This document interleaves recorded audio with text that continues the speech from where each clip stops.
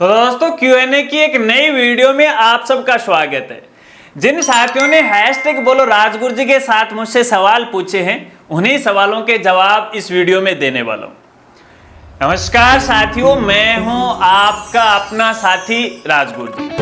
दोस्तों, आपके सवालों के जवाब तो देखिए इस वीडियो में मैं आपको देने वाला हूं, लेकिन हम देखिए वीडियो में इतने बिजी हो जाते हैं कि एक दूसरे का हालचाल नहीं पूछते, क्योंकि आप भी हमारे परिवार का हिस्सा हो और हालचाल पूछना भी जरूरी है।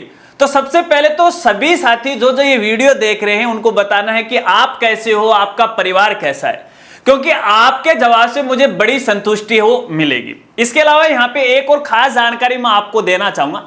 देखिएगा, इस Q&A वीडियो के अंदर आपके सवाल शामिल नहीं किए गए हैं या फिर आपका कोई जवाब नहीं मिला है तो चिंता मत कीजिएगा। आज रात अपन 9 बजे है लाइव करेंगे, तो आप लाइव में भी है वो जुड़ सकते हैं। इसमें 5-10 मिनट की ऊपर नीचे हो सकती है, कई बार टेक्निकल इशू हो जाता है, जिसका नोटिफिकेशन आपके पास आ जाएगा। और ये तभी आएगा जब हमारे चैनल को सब्सक्राइब करके ऑल नोटिफिकेशन यदि आपने ऑन कर रखा है तो आपको नोटिफिकेशन मिल जाएगा जब भी अपन यूट्यूब पे ऑनलाइन आएंगे।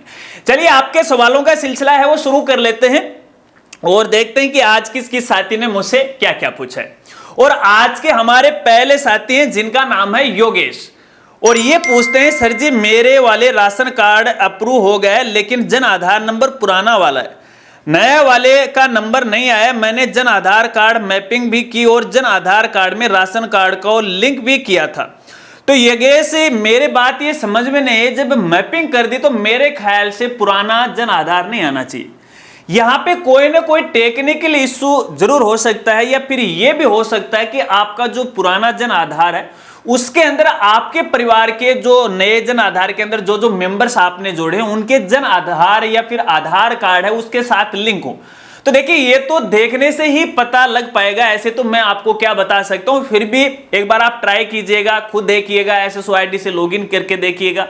फिर भी ये समस्या आ रही है तो आप नजदीकी अपने BDO कार्यालय में है, इसके लिए व्यक्तिगत संपर्क कर सकते हैं। यदि यहाँ पे DSO कार्यालय जिला लेवल का नजदीक है तो वहां पर भी आप जा सकते हैं और अपनी समस्या वो दर्ज करवा सकते हैं।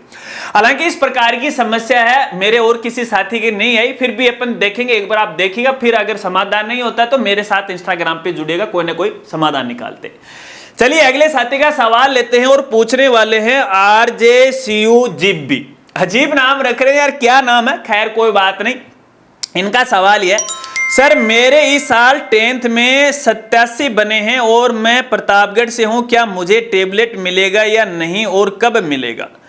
तो देखिए, मैं आपको बताना चाहूंगा, वैसे टेबलेट या यहाँ पे जो फ्री लैपटॉप योजना अपने राजस्थान सरकार की, उसके अंदर क्राइटेरिया तो 75% का वो दे रखा है।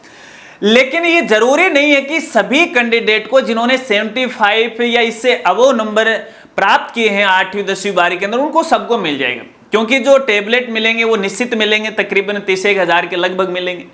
बाकी संख्या स्टूडेंट की बहुत ज्यादा हो जाती है, तो ऐसे में विभाग के द्वारा एक मेरिट लिस्ट है वो तैयार की जाती है डिस्ट्रिक्ट वाइज। अगर उस लिस्ट में आपका नाम आता है तो आपको ये टेबलेट है वो मिल जाएगा। हालांकि अभी यहाँ पे सेशन 2024-25 की लिस्ट नहीं आई है, जब आएगी तो आपको अपडेट की जानकारी है वो मिल जाएगी। चलिए अगले साथी का सवाल लेते हैं और पूछने वाले हैं NP स्टडी। ये क्या है? STID स्टडी है क्या? बताइएगा क्या नाम है, कमेंट करके मुझे, क्या मैं सही बोल रहा हूं क्या? इनका सवाल ये कि सर नमस्कार जी। नमस्कार। RT में अध्ययनरत छात्र का आधार ऑथेंटिकेशन नहीं हो रहा है, जिससे 2 साल से भुगतान नहीं हो रहा है। प्रवेश के समय छात्र की आधार में DOB 2013 और अब 2012, कोई समाधान बताइएगा। तो NPG आपको बताना चाहूंगा, आप क्यों करते हैं ऐसा? कहीं ना कहीं मुझे ऐसा लग रहा है कि आप हमारे रेगुलर व्यूअर नहीं हो। क्यों? क्योंकि ऐसा होता तो ये बात आप पहले ही समझ जाते। क्योंकि RT के अंदर जो सबसे बड़ा लफड़ा रहता है ना, वो इसी एज का रहता है, DOB का होता है, और DOB के आधार पर ही एडमिशन होता है। अब यहां पे देखिए क्या लिखा आपने, 2013 और अब 2012। अब 2013 और 12 का मतलब है कि यहाँ पे आवेदन के समय कोई ना कोई 420 की गई है, क्योंकि यहाँ पे एज बड़ी हो गई तो 1 साल छोटी इन्होंने कर दी। छोटी करते ही वो RT के अंदर पत्र हो गया, तो भैया ये मामला नहीं चलेगा। आप ये देखिएगा कि जिस वर्ष उसने फॉर्म भरा था उस वर्ष यहाँ पे कौन सी क्लास में भरा, उसके अकॉर्डिंग उसकी DOB थी या नहीं। अगर नहीं है तो भैया भूल जाओ, आपको कोई पैसा नहीं मिलेगा, ना ही आधार या फिर जन आधार एंथोटिक होगा, क्योंकि जन्म तिथि वाले मामले में है बड़ी गहनता से विभाग के द्वारा जांच की जाती है। आशा रखता हूं आप अच्छी तरह से वो समझ गए। फिर भी कोई शंका है तो इंस्टाग्राम से संपर्क कर लीजिएगा। चलिए अगले साथी का सवाल लेते हैं और पूछने वाले हैं सावल राम सैनी, और इनका सवाल है सर 2024-25 वाली क्लास 10 की सेकंड किस्त के फॉर्म कब भरे जाएंगे? फर्स्ट किस्त आ गई है।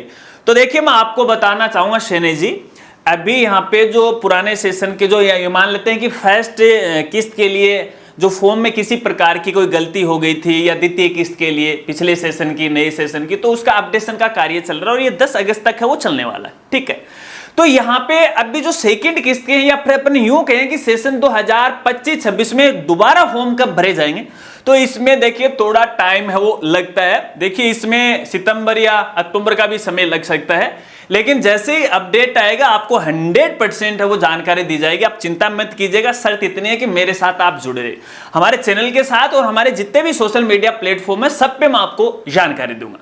चलिए अगले साथी का सवाल लेते हैं और पूछने वाले हैं आशादीप स्कूल बिल्लू, और इनका सवाल यह कि सर जी मजदूर कार्ड से स्कूली विद्यार्थियों को कौन सी छात्रवृत्ति मिलती है, इसके अलावा विद्यार्थियों को मिलने वाली छात्रवृत्तियों के बारे में वीडियो बनाना जी। तो बिल्लू साहब देखिएगा, अगर श्रमिक कार्ड बना हुआ है तो श्रमिक की जो अपनी राजस्थान की साइट है आप उस पर विजिट कीजिएगा, और उसके अंदर एसएसओ आईडी से आपको लॉगिन करना पड़ेगा, और चाहे उस एसएसओ आईडी में लॉगिन करने के बाद है आप आवेदन कर सकते हो, क्योंकि श्रमिक कार्ड के जो भी सदस्य या परिवार है और जो भी स्टूडेंट है उनको स्कॉलरशिप मिलती है, चाहे बच्चा गवर्नमेंट में पढ़ रहा हो प्राइवेट में पढ़ रहा हो, क्योंकि ये मसला अलग है छात्रवृत्ति का। तो आप आवेदन कीजिएगा जब यहाँ पे आवेदन शुरू होते हैं, लेकिन इसके लिए सहायक दस्तावेज की भी आपको आवश्यकता पड़ेगी। इसकी जानकारी जब आप एसएसओ आईडी के अंदर लॉगिन करोगे इस वेबसाइट के माध्यम से या इस वेबसाइट पे विजिट करोगे तो वहां पे आपको पूरी जानकारी है वो मिल जाएगी। और आपने कहा कि छात्रवृत्तियों के बारे में वीडियो बनाए, मैं कई बार यहाँ पे प्लानिंग करता हूं कि भी कल ये वीडियो मैं 100% है वो बनाने वाला हूं, हालांकि मेरे पास पूरी यहाँ जानकारी कुछ हिस्से की मैंने तैयार भी कर रखी है। अब जैसे तैयारी करता हूं तो एक नया अपडेट टपक जाता है तो भैया वो पहले बताना जरूर हो जाता है, लेकिन खैर कोई बात नहीं, आप चिंता मत कीजिएगा, अभी सेशन शुरू हुआ है, मैं स्कॉलरशिप के बारे में जरूर बताऊंगा। ठीक है, चलिए अगले साथी का सवाल लेते हैं और पूछने वाले हेमराज भाई, और इनका सवाल है जी मैं कोटपुतली से हूं, मेरी वी टैबलेट फ्री वोडाफोन सिम की शिकायत राजस्थान संपर्क पर की थी, लेकिन कोटपुतली का एक अधिकारी मेरे से बात करके कहा कि मेरी वी केयर से बात कराएं, लेकिन हमारे नज़दीक में कोई वी स्टोर नहीं है, ओनली सिम में पोर्ट करने वाले हैं, वी सिम की शॉप है। तो हेमराज देखिए मैं आपको बताना चाहूँगा, आप काफ़ी दिनों से यहाँ पे जुड़े और हर बार ये पूछते हो, तो देखिए जब अधिकारी का आपके पास कॉल आया तो ये तो आपकी जिम्मेदारी है। अब ऐसा तो नहीं है कि वी केयर है वो आपके घर तक है वो चल के आ जाएगा, अब घर बैठे आपका सारा काम हो जाए तो भैया ये पॉसिबल नहीं है। देखिए मैं एक सूचना का जरिया हूं, आपको सूचना दे सकता हूं, इसके लिए तो जो जैसे अधिकारी ने कहा वैसा आपको करना पड़ेगा।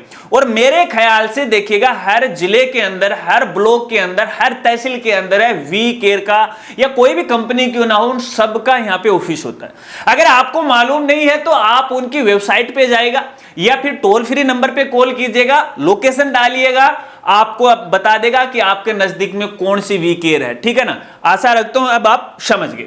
चलिए अगले साथी का सवाल लेते हैं और पूछने वाले हैं उर्मिला मीणा, और इनका सवाल यह है गुरुजी एनएफएस से राशन कार्ड नए सदस्य जोड़ने का ऑप्शन फिर खोलाना या नहीं, कब तक बंद है? तो उर्मिला जी देखिए मैं आपको बताना चाहूंगा, अभी नए सदस्यों के लिए पोर्टल बंद है, और नए के लिए नहीं, सबके लिए यहाँ पे एक बार है वो यहाँ पे बंद हो चुका है। अब कब खुलेगा इसकी कोई गारंटी नहीं है, क्योंकि विभाग ने आपको काफी समय दिया, तकरीबन 5 से लेके 6 महीने का आपको समय दिया है, और इन 5-6 महीने के अंदर आप आवेदन नहीं कर पाए तो कल यदि पोर्टल खोला जाएगा तो आप क्या आप कर सकते?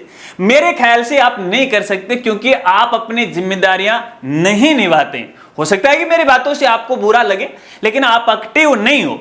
अगर एक्टिव होते तो बड़ा समय आया है और अच्छा सुनहरा मौका था, उसके अंदर आप कर सकते थे, लेकिन खैर कोई बात नहीं, परिस्थितियां कैसी भी रही होंगी मुझे इस बात का नहीं पता है आपके साथ, लेकिन जैसे कोई नया अपडेट आएगा जानकारी जरूर दूंगा। चलिए अगले साथी का सवाल लेते हैं, और सवाल तो हमारे लगभग यहाँ पे कंप्लीट हो चुके। आशा रखता हूं कि आप मेरे जवाब से संतुष्ट होंगे। अगर आप संतुष्ट हैं तो वीडियो को लाइक है वो जरूर कीजिएगा। देखिए, लाइक करने से हमें मोटिवेशन मिलता है कि हाँ, हमने जो जानकारी दी है वो आप तक सही पहुंची है, हमारे द्वारा दी गई जानकारी से आप पूर्णतया संतुष्ट हैं। बस इसलिए हम लाइक के लिए बोलते हैं। और सब्सक्राइबर ये है कि हमारा मोटिवेशन है वो बढ़ाता है, काम करने में जज्बा आता है, आपके लिए मेहनत करते हैं, है ना। ये नहीं कि हमने ये वीडियो बनाई 1-2 मिनट की या 10 मिनट की तो 10 मिनट में काम हो गया। एक वीडियो के पीछे भैया 5-5, 6-6 घंटे हैं वो यहाँ पे है लग जाते हैं। तो इसलिए हम भी ये चाहते हैं कि जब आप हमारे साथ जुड़े तो आप ही तो हमें मोटिवेशन दोगे ना, क्योंकि आप भी हमारे परिवार का हिस्सा। और जब परिवार के लोग ऐसे करेंगे तो यार कैसे काम चलेगा। तो लाइक है वो जरूर कीजिएगा। और कोई अपना सवाल और आप चाहते हैं कि आने वाले Q&A वीडियो के अंदर आपको शामिल करना है या फिर पूछना है तो हैशटैग बोलो राजगुरु जी के साथ आप अपना सवाल है वो पूछ लिया करें। और हाँ, भूल मत जाना, आज रात 9 बजे अपने सीधा लाइव आने वाले हैं, तो हमारी लाइव में आप जरूर है वो शामिल होइएगा। तो मिलते हैं फ्रेंड्स अगले एक नई वीडियो के साथ, नए अपडेट के साथ। तब तक के लिए जय हिंद, जय भारत।